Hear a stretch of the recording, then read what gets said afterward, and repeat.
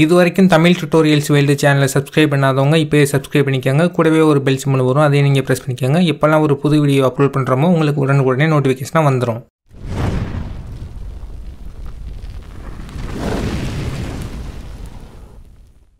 மொபைலில் உள்ள எஸ்எம்எஸ் எல்லாத்தையுமே நம்ம வந்து ஜிமெயிலுக்கு பேக்கப் எடுக்கிறதுக்கு ஃபஸ்ட்டு ப்ளே ஸ்டோரில் எஸ்எம்எஸ் பேக்கப் ப்ளஸ்னு ஒரு ஆப் கொடுத்துருக்காங்க. இந்த ஆப்பை நீங்கள் வந்து இன்ஸ்டால் பண்ணிக்கோங்க.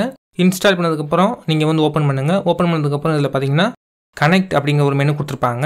இந்த மெனுவை நீங்கள் வந்து ப்ரெஸ் பண்ணுங்கள். ப்ரெஸ் பண்ணதுக்கப்புறம் உங்களோட ஜிமெயில் அக்கௌண்ட்டை நீங்கள் வந்து செலக்ட் பண்ணிக்கோங்க. இப்போ வந்து நான் செலக்ட் பண்ணிக்கிறேன். செலக்ட் பண்ணதுக்கப்புறம் நமக்கு வந்து பர்மிஷன் கேட்கும். பாட்டமில் ஆலோ கொடுத்துக்காங்க. இப்போ வந்து நான் கொடுத்துட்றேன். கொடுத்ததுக்கப்புறம் நமக்கு வந்து ஒரு மெனு ஓப்பன் ஆகும். பேக்கப் எடுக்கிறீங்களான்னு கேட்கும். நீங்கள் வந்து பேக்கப் இந்த மெனுவை ப்ரெஸ் பண்ணி இருக்கிற எல்லா எஸ்எம்எஸையுமே நம்ம வந்து பேக்கப் எடுத்துக்க முடியும்.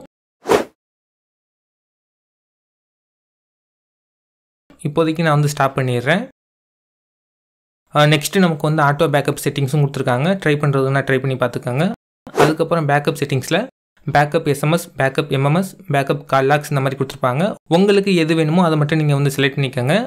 நெக்ஸ்ட்டு நம்ம வந்து எஸ்எம்எஸ் எல்லாத்தையுமே பேக்கப் எடுத்ததுக்கப்புறம் உங்கள் ஜிமெயிலில் நீங்கள் வந்து லாகின் பண்ணிக்கோங்க. லாகின் பண்ணதுக்கப்புறம் கேட்டகரிஸில் எஸ்எம்எஸ்னு ஒரு மெனு வந்து ஆட் ஆகிருக்கும், பார்த்தீங்கன்னா தெரியும்.